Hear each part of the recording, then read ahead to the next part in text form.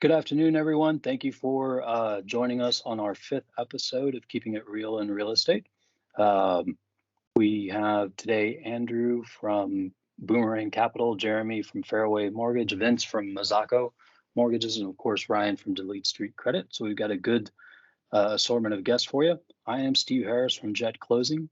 I do title services here in Nevada, and I'm going to kind of get us started. So I'm going to share my screen real quick.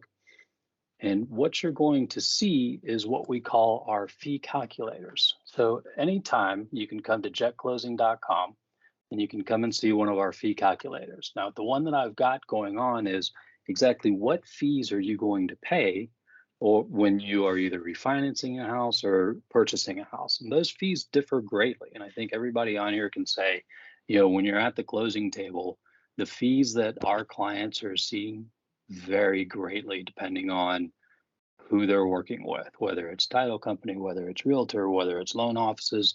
You need to take a look at the fees that are going into your transaction because there's a lot of times that some of that stuff can be hidden. So one of the ways to generate a fee sheet on our site is come to jetclosing.com, come here where it says calculators, and you're going to select here where it says fee calculator. Once you've done that, we list the last five residences that we've done a fee sheet on. So I'm just going to pick one of them.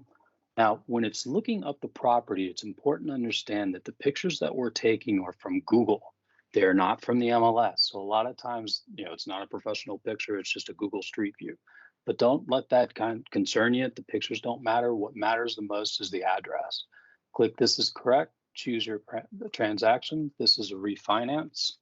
The loan amount is $250,000, and then hit calculate. Now, because I didn't want you to sit here on the screen watching this thing spin, I've already got the fee sheet here. The nice thing about once you've got your fee sheet is you can email the results. It'll come to your own email address, or you can download the PDF and text it or email it any way that you want to see. And as you can see, this is what our fees look like on our refi. I don't want to be known as a discount title company or a discount fee company because we're so much more than that. Fees that your clients are paying are important. Consumer gets more informed about their real estate journey, they're going to start questioning these fees.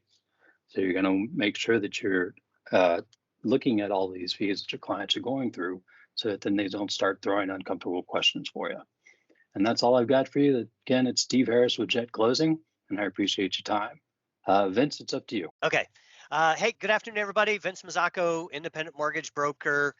Rates and fees are generally most competitive with independent brokers covering Arizona and California. Okay, so on to our market update here. So from last week, we know that since last week, since our last call, Russia invaded Ukraine.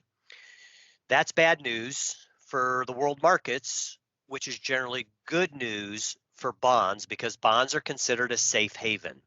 So as the stock market sells off, investors take that money and they park them in bonds, which is what mortgages are.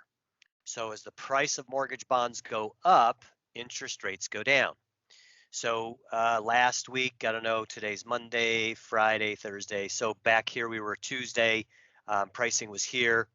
We'd kind of come down to this floor of support and we were holding down at this floor.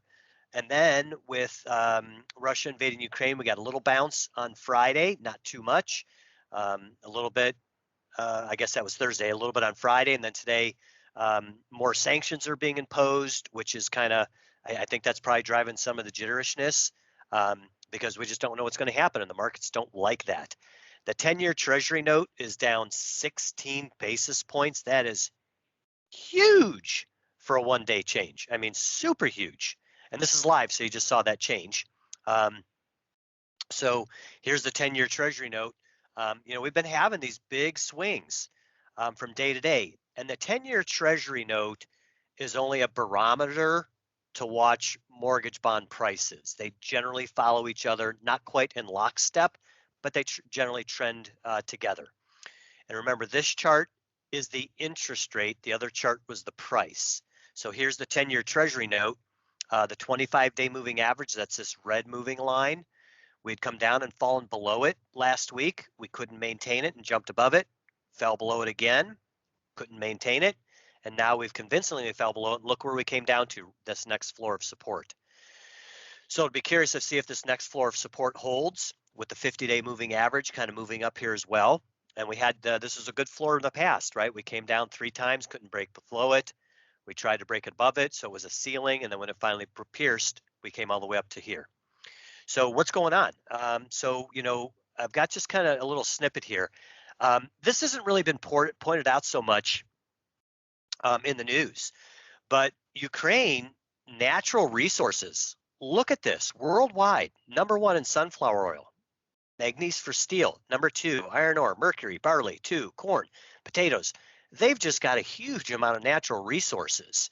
So them being taken over by Russia, should that ultimately happen, now all of a sudden Russia's in control of all this stuff, right? What's that mean for the rest of the world?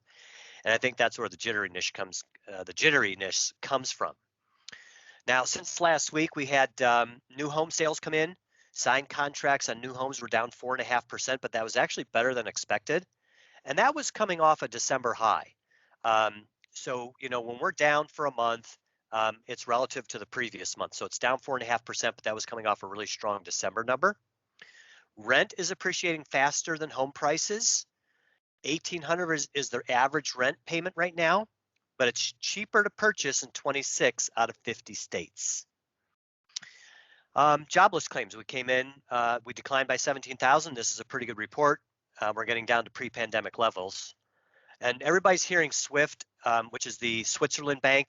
They're an international bank that allows not the actual transfer, but this is what happened today, is that they're starting to put some sanctions on Russian banks to access the SWIFT system. So if they can't change money internationally, that becomes a serious problem for Russia. So really just going to see how the market plays out here with Russia over the next, I've got other stuff here, but in the market of time, we'll just kind of keep it there. But it's really just going to be interesting to see how this plays out over the next couple of days, weeks.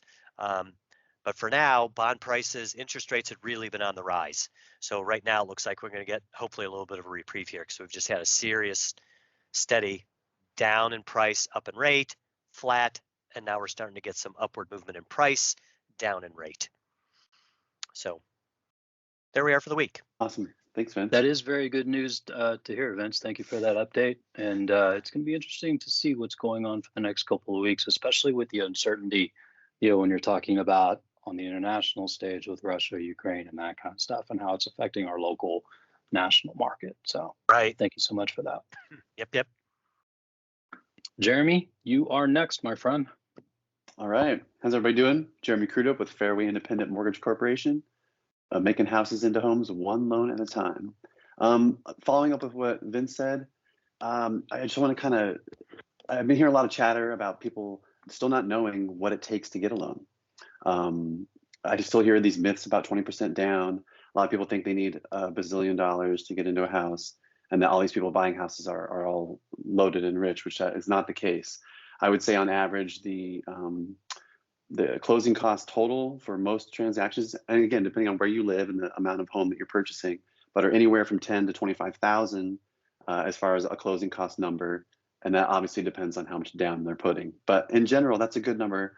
And that's what most people have in a car, the value in a car. Or a lot of people, if you have some savings to that level, they just don't know that they can buy a house. Like Vince said, rent is going up to $1,800. That's a decent house payment that a lot of people could transfer over to a home. So I want to do a quick little share about some of the different loan programs. Just so a refresher, if you know the stuff, great. If you don't, maybe you'll learn some stuff. And then for people watching at home, feel free to pause if I go a little too fast and grab some of that info, screenshot it, share it with friends, etc. Let me just get a little screen share going. Yes. Here's a couple loan program comparisons.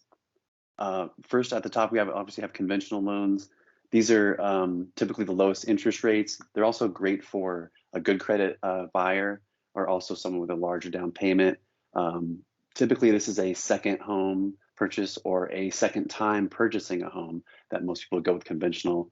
However, there are some great 3% down programs that are also available if you have decent credit. Secondly is FHA. Again, this is typically the first one for first-time home buyers, what they typically get into. It's just due to lack of funds. The thing I don't like about FHA is mortgage insurance is on there forever.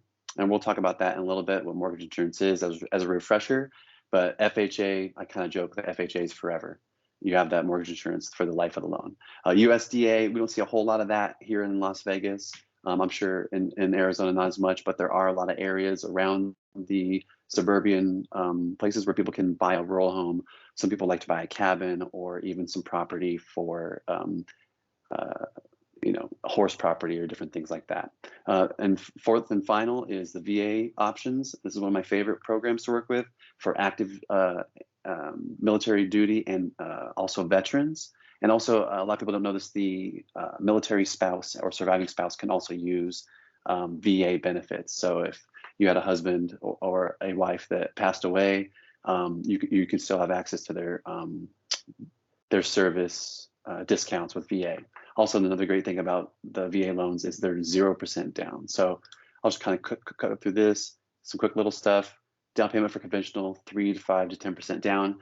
Again, as we were talking about earlier, 20% down is the plateau for mortgage insurance. I hear a lot of things that people think you have to put 20% down. That is actually just a myth. But it will require mortgage insurance as an additional payment if you have less than that 20% down. And that's where that myth kind of comes from. Also, conventional loans are great because you can have gift funds. I like to hammer this home to people. If you have a friend, family member, grandma, grandpa, aunt, uncle, anyone who's maybe a little bit better off in life or wants to help you out and help you with a journey to home ownership, gift funds are allowed. FHA, another quick little overview. The down payment is 3.5%, which is one of the reasons that this is the most popular first-time home buyer in most areas. Obviously, if your area is a higher median value than around 400 to 420,000, you may find a hard time getting an FHA approval just because the maximum limit for FHA is 420,000 this year. USDA, we'll skip over that. Another little more tidbits for VA.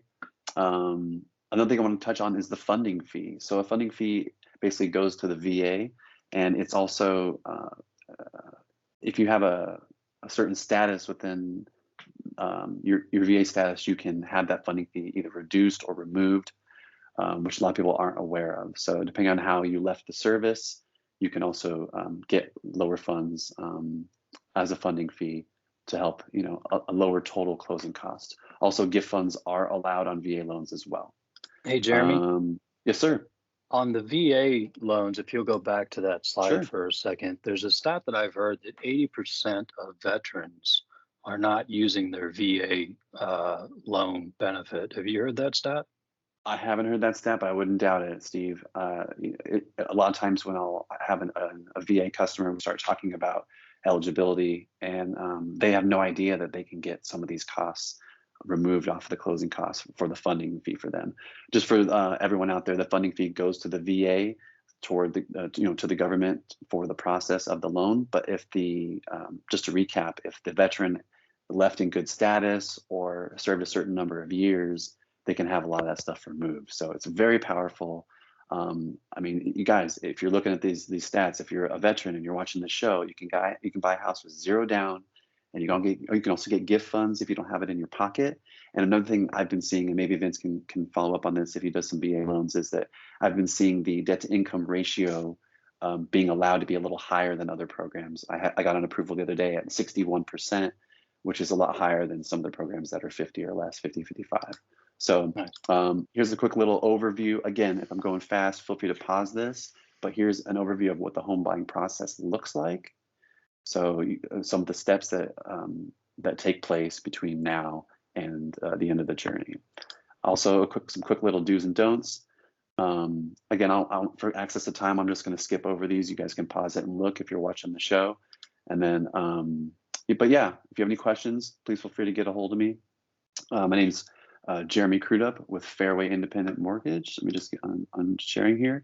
And you can reach me at LasVegasHomefinance.com. One more little tidbit I wanted to throw out there before I go and pass it off is we would really like some of the viewers and followers, if you guys are watching the show, comment below. What are some of the topics you guys want to hear us talk about? I can talk all day about loan programs and loan to value and all those different things, but I want to hear what you guys want to know. All the hosts here want to know what you guys need educating on. So please feel free to comment below. Cool. Thank you so much. Absolutely. And you can comment, or you can even ask a question within the comments, and we'll get the questions that you asked in the next episode of the show. So feel free to comment or ask any questions. Thank you, Jeremy. That was impressive. And subscribe is what Jeremy's telling you to subscribe. Hit the subscribe button for us. Our next guest is going to be Ryan with Delete Street Credit. Ryan, take it away, please. Hey, Steve, Ryan with Delete Street Credit Repair. And like I said last week, if you're a customer with bad credit, go to my website, deletestreet.com. There's a big green Get Started button, schedule a free consultation. If you're in the business of needing customers that have good credit scores to make your commission or living, send them my way. I'll get them rehab, send them right back to you. And, you know, it's not money today, but money 6 months down the road could be a better deal than missing out completely. So let me open my share and we'll get into our tip of the week. All right, so this week we're going to talk about collection accounts. Collection accounts are not a one-size-fits-all deal, and the way that I'm going to be speaking about them is just in relation to the home buying and mortgage process. When you're talking about credit repair, I think a lot of people think that I have a magic button where I can just get things deleted off the credit reports, and you know I do have a very, very good success rate, but there is a lot of strategy too if you want to settle collections, because at the end of the day, when something's removed from a credit report, if it's still a debt that you owe, I don't do debt settlement. I just find ways that debts are reporting illegally on the credit reports and have them removed, so it doesn't relieve a customer of the debt. Why is that important? It's because if you understand how a collection agency works, they buy debts for pennies on the dollar, and they only have certain leverage, especially depending on the state, what the statute of limitations is for them to file a lawsuit. Debts are 5 years, so once things exceed 5 years, the only thing that a collection agency has on you is that they're reporting it on your credit and hoping that one day you're going to want to go and buy a house or a car and want to get that off, so you'll call and pay what you owe. So it's important because if I get something removed from a credit report, especially a collection, a debt collector might give up and they'll sell it to another debt collection company, and it could end up right back on the credit report. The worst time this could happen is between the pre-approval and closing, when you think that you have a certain credit score, that collection account creeps back up right before closing, and all of a sudden you don't have a house to move into because your credit isn't what you thought it was. So the whole point of that is to have a plan and give yourself time. It really depends on how many collection accounts you have. If you only have one or two, we can work on a plan to settle those and, you know, then also get it off the report. I have a 95% success rate within 60 days of removing collections accounts that have been settled. And the reason for that is because, you know, once I can put some pressure on a collection agency that you don't owe any money to, they're in the business of collecting money. They're not in the business of putting up a fight for no good reason. So if you actually settle the account, then I do my part 95% of the time within 60 days. Those are gone. And don't do it alone. I'll talk a lot week after week about Credit Karma. It's a great tool for knowing what's on your credit report, but outside of that, some of the stats that they give, especially if you're looking at a collection account, is how many points either settling in part, or paying it off will give to your credit score. And while it looks good when it says like paying it off will give you 20 some points, that's for a score that doesn't really matter to the mortgage process. When you're talking about mortgage, you're talking about the older versions of FICO scores, where settling a collection account and just writing a check and paying it off and doing nothing else, that could actually hurt your score because it'll re-age it. And then the other part of that too, not to do it alone, is just having some professionals that understand what settling, what collection accounts do to your credit score. So, you know, having someone like myself that knows what collection accounts do, how to deal with FICO scores, and then even a mortgage professional like Jeremy that can put in their 2 cents, you know, having a team that can guide you along the way. And Jeremy, you're probably not going to like hearing this example, but we had a customer about a month ago that gave us 30 days to get him up to a qualifying score, which we did. But the problem was that he didn't have a plan when he went out and, started pushing all the buttons. He settled in accounts, and he had a very, very thin profile. So when we got rid of the collection accounts, he wasn't able to qualify for a mortgage because he only had literally one car payment reporting. So it wasn't able to generate a score for him. To get a FICO score, you got to have multiple accounts reporting. So you need some time, you need to have a plan, and that's pretty much it that I've got for this week. Thank you, Ryan. I think one of the things that was not one of the things, the entire segment was important, but it's important, for people that are purchasing a home, and people that have done it several times kind of know this, but when you're talking about a first-time home buyer or something like that, you have to have a plan for the whole thing.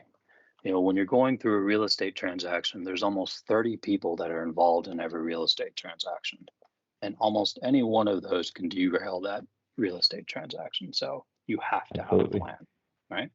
Absolutely. And another person that likes having a plan is our real estate investment advisor and guru, Mr. Andrew Bang. Talk about having a plan for real estate investing. Yeah, thanks, Steve. Yeah, so my name's Andrew Bang. I'm a hard money lender or private money lender with Boomerang Capital. And I'd like to talk about realtors today. And the example that I'd like to give is a listing appointment. So a realtor goes to a listing appointment, and their goal is to get a listing contract, an agreement with the owner so they can list the property. And what happens is they get into these appointments and the homeowner has an issue, has a problem. And the whole time the realtor is trying to pitch them on, oh, you should go with me to list your home because of this and this and this. I can make the process easy and this.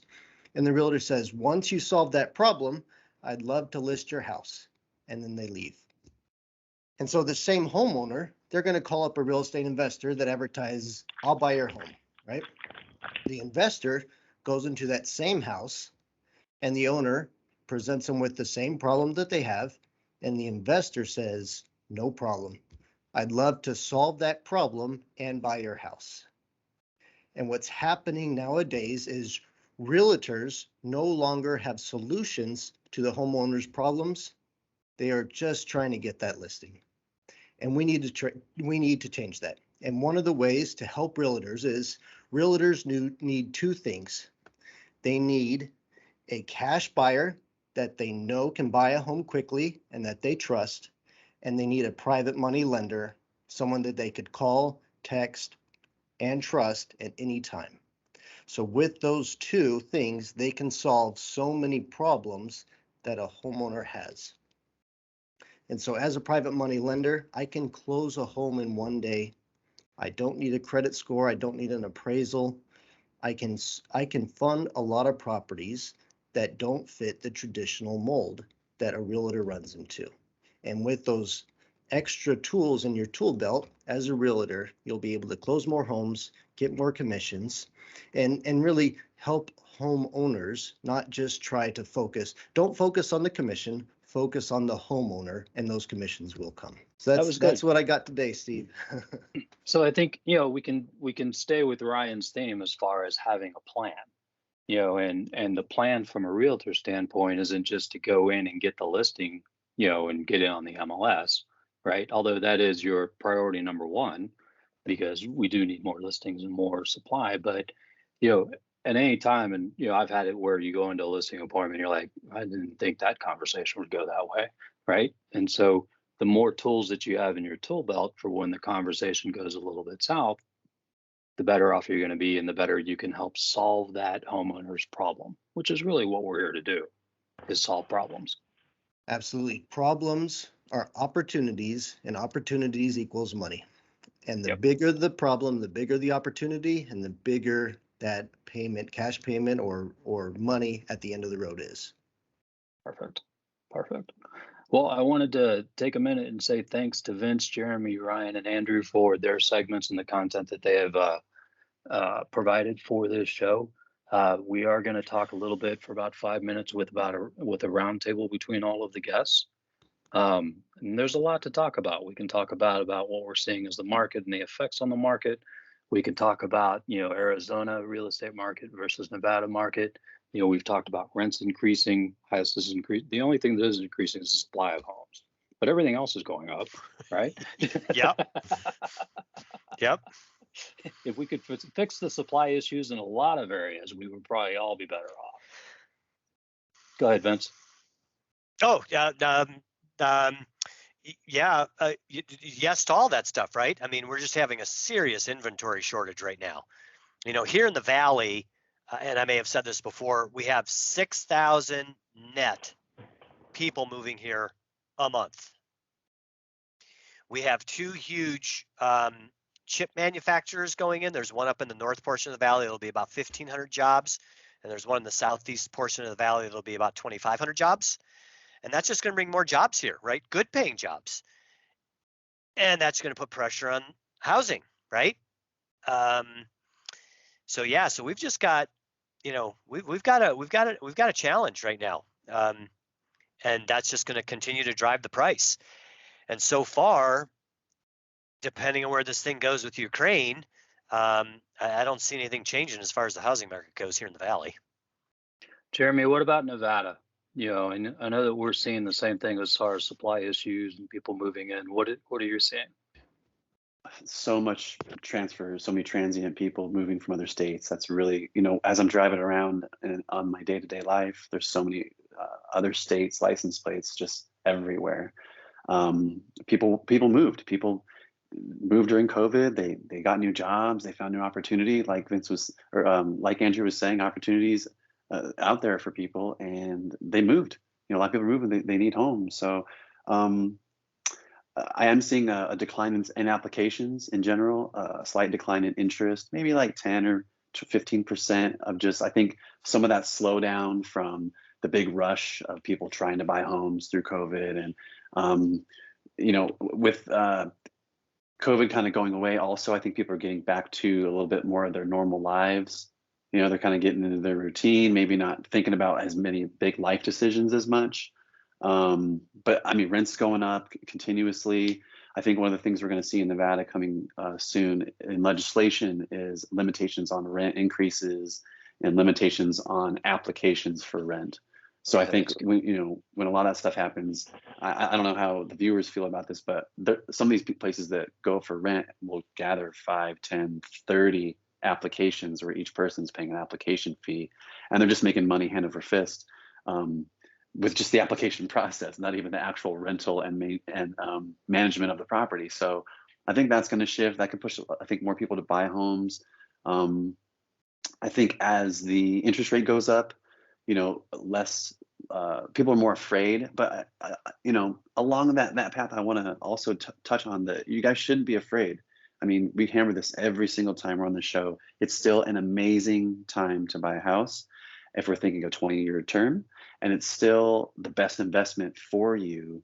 And it's one of the biggest costs that you have in your day-to-day life is your rent or mortgage. So put it in a good place. So that's my little 2 cents on it. Don't be scared. Stop being scared. There are ways to find a way out there. Perfect. Andrew, you have kind of a different visibility because you write loans in some of the largest markets with Arizona, Texas that you write loans in, and now that you're bringing Nevada on board. So, we've all seen the stats of people moving pretty much all over the United States. Andrew, you're writing loans in some of the biggest, what I would call intake states, right? Arizona, Nevada, and also Texas. What are you seeing as far as some of those elements? Oh, investors are loving it in all those markets. They cannot find enough homes to buy. So today's the last day of the month. Between me and the two other loan originators here, we're closing 26 loans today. Wow. So investors or anything that they can get their hands on that needs some work, they're buying because they know this market is super hot. And anything that goes on the market that is turnkey with some upgrades in it, it gets multiple offers and gets bid up, and they're making great returns on it. And so in a way, if you find a house that has the margin in it, it's one of the easiest markets to flip a home right now because once you put it on the market, it's so easy to sell.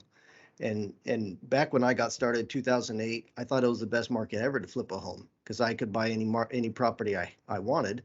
And then once I fix it up, there's still people buying it. But it's the exact opposite market now, but it's just as profitable as back then and even more so. Gotcha. And Ryan,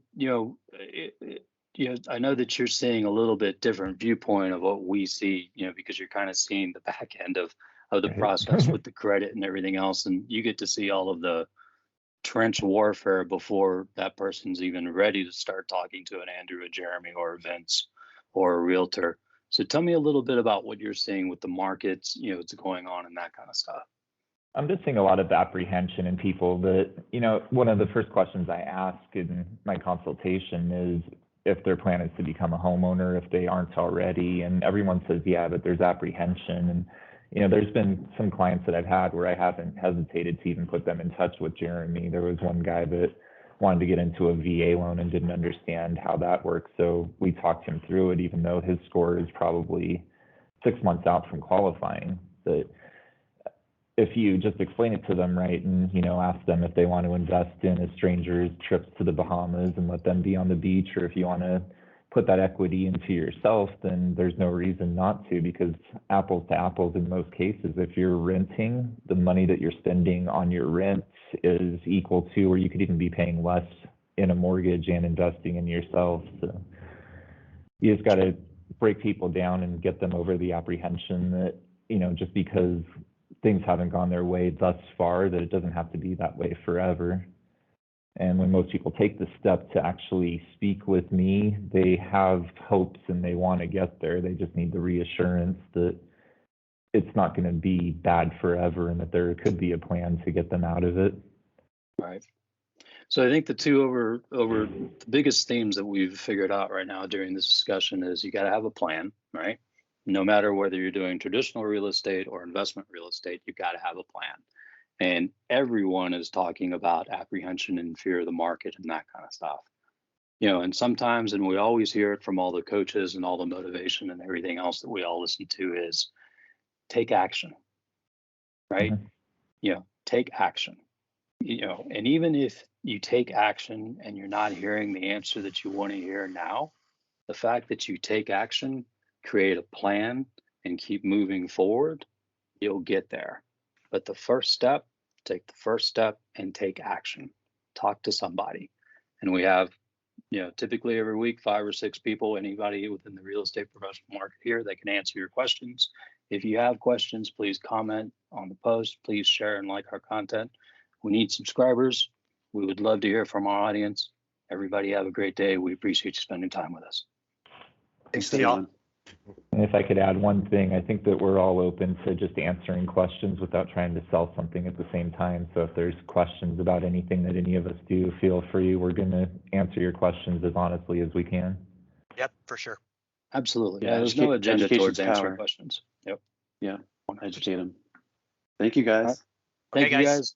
Have a great day. Talk Yeah. again. Thanks, viewers. Bye-bye.